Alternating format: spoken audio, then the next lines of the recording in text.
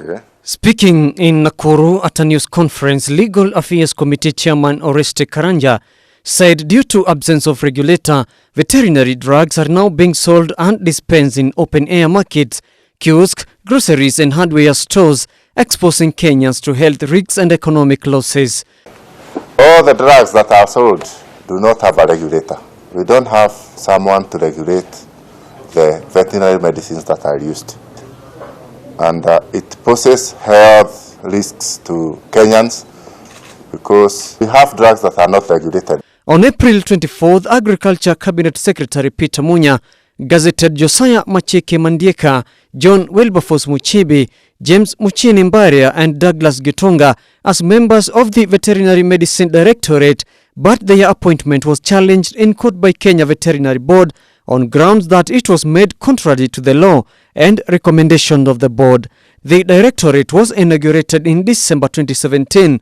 Previously, the role of regulating veterinary medicine was under the scope of Ministries of Health, Pharmacy and Poisons Board, which also regulates human medicine.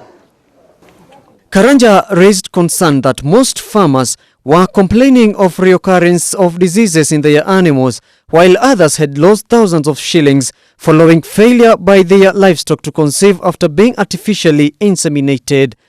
An illegality in the nomination of members of the VMD board. And it's unfortunate because of the power wrangles and self-interests. We still do not have a Veterinary Medicines Directorate board.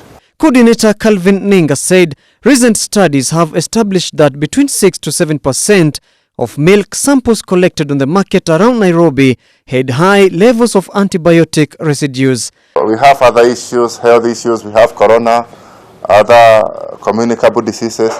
We can't risk as a country now adding another problem of residues, drug residues that are not known, that are not regulated in our food chain. This situation, he said, had been further complicated by the findings that most farmers do not know that some veterinary drugs in circulation are fake and dangerous. And this has greatly increased in antimicrobial resistance in this country, which is also a challenge world over. As it stands right now, even we are not sure of the, for example, the chicken we eat. They are full of drugs because anyone can sell these drugs, anyone can use them.